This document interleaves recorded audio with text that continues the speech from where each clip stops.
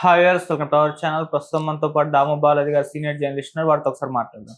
Sir నమస్కారం. Sir నమస్తే sir, Allu Arjun గారు రోజు రోజుకు డేంజర్ జోన్ లోకి వెళ్తున్నట్టుగా మనకు కనిపిస్తుంది. సార్ మనం చూస్తున్నాం, అబ్బాయి హెల్త్ కండిషన్ క్రిటికల్ గా ఉంది, బ్రెయిన్ కి ఆక్సిజన్ అందట్లేదని చెప్పేసి మన హెల్త్ రిపోర్ట్ ప్రకటించారు. అలాగే సుప్రీంకోర్టుకు మన రెగ్యులర్ బెయిల్ క్యాన్సిల్ చేయాలని చెప్పేసి వీళ్ళు వెళ్తున్నారు.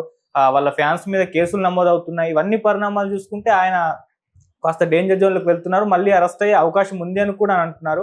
మరి దీన్ని మీరు ఏ విధంగా చూస్తారు, మీరేం చెప్తారు sir? December 13th Allu Arjun ని అరెస్ట్ చేయడం అనేది దేశవ్యాప్తంగా సంచలనం సృష్టించింది. ఓవరాల్ గా మొత్తం ఈ ఎపిసోడ్ లో అల్లు అర్జున్ కి హెల్ప్ అయింది. అంటే ఏ రకంగా విపరీతంగా పబ్లిసిటీ వచ్చింది. కలెక్షన్లు కూడా అల్లు అర్జున్ అరెస్ట్ తర్వాత ఫ్రైడే సాటర్డే విపరీతంగా పెరిగాయి. సో ఇప్పటివరకు హిందీలో సెకండ్ ఫ్రైడే సెకండ్ సాటర్డేకి ఎవరికి ఏ సినిమాకు రానని కలెక్షన్లు వచ్చాయి. దాదాపు 600 కోట్లు నిన్నటికి మొన్నటికి 600 కోట్లు వచ్చాయి. 700కి నిన్న చేరిపోయింది. సో ఈ రకంగా ఓవరాల్గా 1400 కోట్లు దాటేసింది. ఆల్రెడీ 2000 కోట్ల వైపు వెళ్తుంది. సో ఆ పుష్ప 2 విషయం సక్సెస్ అనేది దీనికి హెల్ప్ అయింది.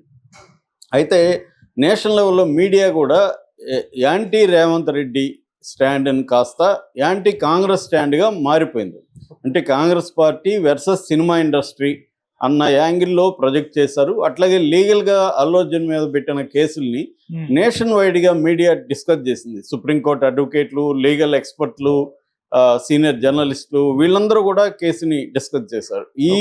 ఈ స్థాయిలో ఈ మధ్యకాలంలో ఎప్పుడు ఏ కేసు కూడా డిస్కస్ చేయలేదు. రెండవది, సౌత్ ఇండియా అంటేనే నార్త్ ఇండియా మీడియా పెద్ద పట్టించుకోదు. అలాంటిది ఓన్ చేసుకొని మాట్లాడారు. దీనివల్ల ఏమైందంటే రేవంత్ రెడ్డికి ఒక యాంటీ ఇది వచ్చింది.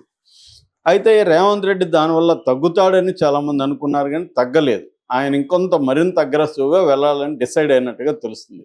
ఇక్కడ పరిస్థితి ఏంటంటే మీడియా ఏం చెప్పిందో అదన్నీ పక్కన పెడితే లీగల్ పొజిషన్ ఏంటి, తర్వాత దీన్ని ఏదైనా ఒక ఇన్సిడెంట్ అయితే 2 రకాల యాంగిల్స్ ఉంటాయి. ఒకటి legal angle, 2 moral angle. Media ఎక్కువ సార్లు మోరల్ యాంగిల్లో మాట్లాడుతూ ఉంటుంది, ప్రజలు మోరల్ యాంగిల్లో మాట్లాడుతుంటారు. లీగల్ పొజిషన్ అనేది వేరే ఉంటుంది. సో ఈ రేవంత్ రెడ్డి ప్రభుత్వం ఏం చేస్తుందంటే ఈ 2 యాంగిల్లో కూడా ఇతన్ని అల్లు అర్జున్ని కమ్ముకునే వైపుగా పనిచేస్తున్నట్టుగా కనబడుతుంది ఇప్పటి వరకు అయితే.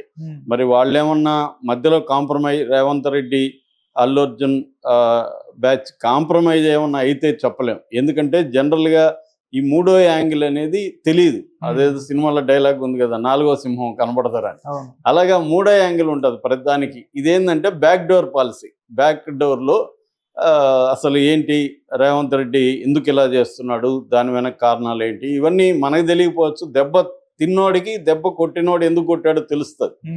సో అది చూసుకొని కాంప్రమైజ్ వ్యవహారాలు ఒక పక్క నడుస్తూ ఉంటాయి ఆల్రెడీ. అవేమన్నా నడిస్తే తప్ప, అది నడిచి అదేమన్నా సక్సెస్ అయితే తప్ప రేవంత్ రెడ్డి పరిస్థితి చూస్తే, ప్రభుత్వం, రేవంత్ రెడ్డి అంటే వ్యక్తి కాదు, రేవంత్ రెడ్డి ప్రభుత్వం, ఎందుకంటే ఆయన సీఎం కాబట్టి మనం జగన్ ప్రభుత్వం, కేసీఆర్ ప్రభుత్వం, చంద్రబాబు ప్రభుత్వం అన్నట్టుగానే రేవంత్ రెడ్డి ప్రభుత్వం అంటున్నాం. ఏదేమైనా రేవంత్ రెడ్డి ప్రభుత్వం అల్లు అర్జున్ని అన్ని వైపులా కమ్ముతుంది. ఒకటి, బెయిల్ క్యాన్సిల్ చేయడానికి సుప్రీంకోర్టులో పిటిషన్ అయిపోతున్నారనేది చెప్తున్నారు. బెయిల్ క్యాన్సిల్ చేయాలని అంటే ఈ బెయిలు ఈ పద్ధతిలో ఇంటీరియం బెయిల్ ఇవ్వడం అనేది కరెక్ట్ కాదు. ఎందుకంటే అల్లు అర్జున్ మీద పెట్టిన 2 సెక్షన్లు 105 అండ్ 118 ఏది బిఎన్ఎస్, ఒకటేమో కల్పబుల్ హోమిసైడ్, రెండోదేమో causing hurt with dangerous weapons. ఈ 2 సెక్షన్లు పెట్టారు. ఇందులో కల్పబుల్ హోమిసైడ్ కింద 10 years ఫైన్ పడే అవకాశం ఉంది. కాబట్టి నాన్ బెయిలబుల్, కాగ్నిజబుల్ అంటే కోర్టు పర్మిషన్ లేకుండా అరెస్ట్ చేయొచ్చు. సో ఈ 2 సెక్షన్లు పెట్టారు కాబట్టి ఆ 2 సెక్షన్లు కొంత ఇంటీరియం బెయిల్ ఇచ్చడానికి లేదు. యాక్చువల్గా ఇంకొక లీగల్ ఇదేంటంటే క్వాష్ పిటిషన్ సందర్భంలో ఇంటీరియం బెయిల్ ఇవ్వడం అనేది కూడా కరెక్ట్ కాదు. ఆల్రెడీ అరెస్ట్ చేశారు ఆయన్ని. కాబట్టి అది కింది కోర్టులో బెయిల్కి వీళ్ళు అప్లై చేయాలి. కింది కోర్టు లేకుండా డైరెక్ట్గా హైకోర్టులో చేయడం కరెక్ట్ కాదనేది ఒక వాదన ఉంది. దీని మీద ఇప్పుడు దీన్ని రద్దు చేయాలనేది సుప్రీంకోర్టుకు వెళ్ళే అవకాశం ఖచ్చితంగా కనిపిస్తుంది. అది ఒక యాంగిల్. రెండవ యాంగిల్, ఇది ఆల్రెడీ 4 వారాలకు మాత్రమే ఇంటీరియం బెయిల్. ఒకవేళ సుప్రీంకోర్టుకు వీరు వెళ్ళకపోయినా 4 వారాల్లో అల్లు అర్జున్ రెగ్యులర్ బెయిల్ కోసం అక్కడ వేసుకోవాలి. ఎక్కడ నాంపల్లి కోర్టులో. నాంపల్లి కోర్టు ఆల్మోస్ట్ బెయిల్ అనేది రెగ్యులర్ బెయిల్ ఇవ్వదు, ఫస్ట్ అటెంప్ట్లో ఇవ్వదు. ఎందుకంటే ఈ కేసులు సీరియస్నెస్ రీత్యా ఇవ్వదు. మూడవ యాంగిల్ ఏంటంటే ఆ అబ్బాయి వైపు నుంచి సింపతి క్రియేట్ చేయడానికి. రేవతి చనిపోయింది, ఆ రేవతి కొడుకు ఇప్పుడు శ్రీతేజ్ చాలా సీరియస్ కండిషన్లో ఉన్నాడు. వెంటిలేటర్ ద్వారా మాత్రమే అతనికి ఆక్సిజన్ అందిస్తున్నారు, పైపు ద్వారా ఫుడ్ పెడుతున్నారు. ఆల్మోస్ట్ బ్రెయిన్ డెడ్ అనేది వాళ్ళు డిక్లేర్ చేయలేదు, కానీ లీగల్గా బ్రెయిన్ డెడ్ అనేది చెప్తున్నారు. అంటే వాళ్ళు ఎప్పుడు అనుకుంటే ఆ వెంటిలేటర్ ఆపేస్తే అతను కష్టం, అంత ఆ పొజిషన్కి అయితే వెళ్ళింది. సో ఇప్పుడు ఏం చేస్తున్నది గవర్నమెంట్, ప్లాన్డ్గా గవర్నమెంట్ అఫీషియల్ని పంపిస్తున్నారు అక్కడికి. పంపించి మేము కేసుని ఖర్చులంతా మేమే చూసుకుంటున్నామని సివి ఆనంద్ సిపి హైదరాబాద్ ఆయన ప్రకటించాడు. హెల్త్ సెక్రటరీ వెళ్ళింది, తీన్మార్ మల్లన్ లాంటి వాళ్ళు వెళ్ళారు. వీళ్ళందరూ వెళ్ళడం వల్ల ఆ అబ్బాయిని ఫోకస్లోకి తీసుకురావడం.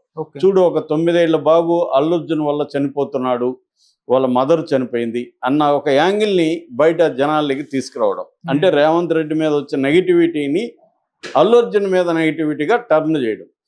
రెండవ అంశం, ఆమె రేవతి కూతురు చిన్న పాప, ఆ పాపని హైలైట్ చేయడం.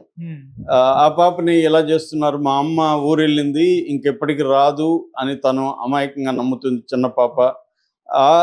దీన్ని విపరీతంగా సోషల్ మీడియాలో షేర్ చేయడం. అంటే ఇదంతా కూడా అల్లు అర్జున్ అరెస్ట్ తర్వాత ఒక్కసారిగా, అంతకుముందు దీన్ని పట్టించుకోలేదు, వాళ్ళకి ఏమి కాంపన్సేషన్ లేదు ప్రభుత్వం, దాన్ని ఏమీ పట్టించుకోలేదు. కానీ అరెస్టు బెయిల్ తర్వాత ఈ యాంగిల్లో కూడా నరుక్కొస్తున్నారు. అంటే అల్లు అర్జున్కి యాంటీగా ఒక ఎమోషనల్ స్టోరీని బిల్డప్ చేస్తున్నారు. దీనికి కారణం అల్లు అర్జునే. ఒక ఫ్యామిలీ చితికిపోయింది, ఒక తల్లి చనిపోయింది, ఒక పాప అమాయకంగా మా అమ్మ ఊరెళ్ళిందని నమ్ముతుంది, ఒక బాబు డెత్ బెడ్ మీద ఉన్నాడు అన్న ఒక నెరేటివ్ని బలంగా తీసుకురావడం.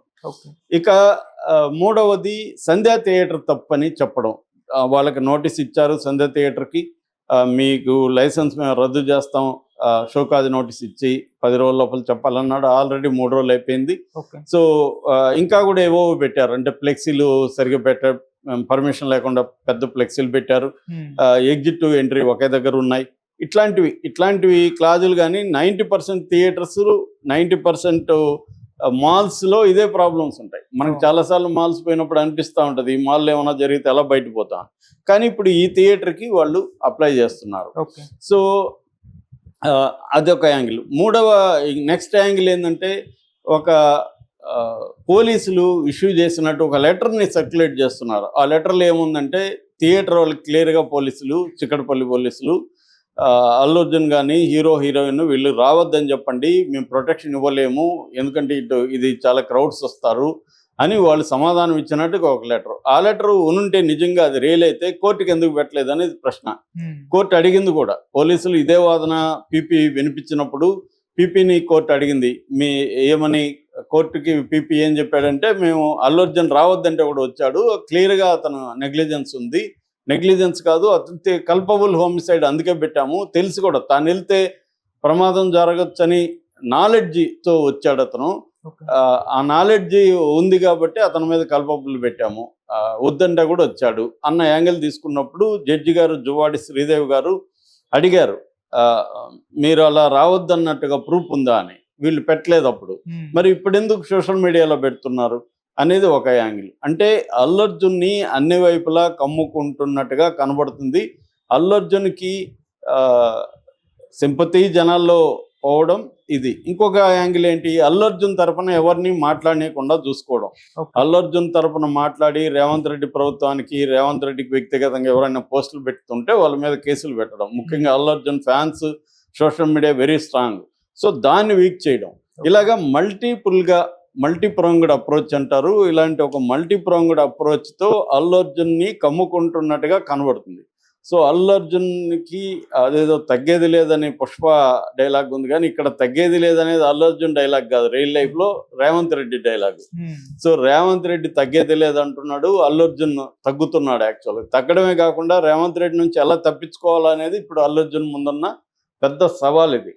సో దీన్ని ఎలా డీల్ చేయబోతున్నారు అన్నప్పుడు అల్లు అర్జున్ ఏం చేస్తున్నాడు అంటే, తాను అక్కడికి పోవడానికి లేదు, ఆ బాబుని పరామర్శించడానికి లేదు, ఎందుకంటే ఈ కేసులో నువ్వు ఆ సాక్ష్యాలని కానీ ప్రభావితం చేయడానికి లేదని బెయిల్ కండిషన్లు పెట్టింది హైకోర్టు. కాబట్టి ఇప్పుడు అల్లు అర్జున్ ఆ కండిషన్లు మీరి వెళితే రేపు పొద్దున బెయిల్ క్యాన్సిల్ అవ్వచ్చు, ఇతను వెళ్ళి చేస్తున్నాడు, ఇన్ఫ్లుయెన్స్ చేస్తున్నాడు అని. ఎందుకంటే ఆల్రెడీ భాస్కర్ రేవతి హస్బెండ్ నేను కేసు విత్డ్రా చేసుకుంటున్నాను, రేపు పొద్దున అల్లు అర్జున్ వెళ్ళి డబ్బులు ఇచ్చి విత్డ్రా చేయించాడు అన్నారనుకో మళ్ళీ అది కూడా కేసు అవుతుంది అల్లు అర్జున్ మీద. అందుకని అల్లు అర్జున్ వెళ్ళడానికి లేదు ఇక్కడ. అందుకని నిన్న అల్లు అరవింద్ వెళ్ళాడు. అల్లు అరవింద్ వెళ్ళి పరామర్శించాడు. సో అంతకుముందు బన్నీ వాసు ప్రొడ్యూసర్ ఆయన కూడా వెళ్ళారు. ఇలాగా అల్లు అర్జున్ దగ్గర పెద్దగా ఆయుధాలు లేవు దీన్ని ఎదుర్కోవడానికి. లీగల్గా వెళ్ళాలి, లీగల్ పొజిషన్ ఏంటో క్లారిటీ రావట్లేదు. సో ఇప్పుడు ఏదేమైనా అల్లు అర్జున్ ప్రమాదంలో అయితే ఉన్నాడు. దీని నుంచి ఎందుకంటే ఒక స్టేట్తో పెట్టుకోవడం ఎప్పుడైనా కష్టమే. ఒక వ్యక్తి ఎంత బలవంతుడైనా స్టేట్ దానికంటే బలవంతమైంది. మనం కమల్ హాసన్ విషయం చూసాము, కమల్ హాసన్కి ఎంత పాపులారిటీ ఉందో. జయలలిత దెబ్బకి కమల్ హాసన్ విలవెల్లాడిపోయి నేను దేశం వదిలి వెళ్ళిపోతానని కన్నీళ్లు పెట్టుకున్న పరిస్థితి మనం చూసాం. కాబట్టి ఇక్కడ ఎంత పెద్దోడైనా వ్యక్తి వ్యవస్థ ఆ వ్యక్తి కంటే పెద్దది ఎప్పుడైనా. మరి అల్లు అర్జున్ ఏం చేస్తాడనేది చూడాలి. ఇది వెరీ ఇంట్రెస్టింగ్ కేసు ఈ యాంగిల్లో మనం పరిశీలిస్తే. Okay sir, thank you so much.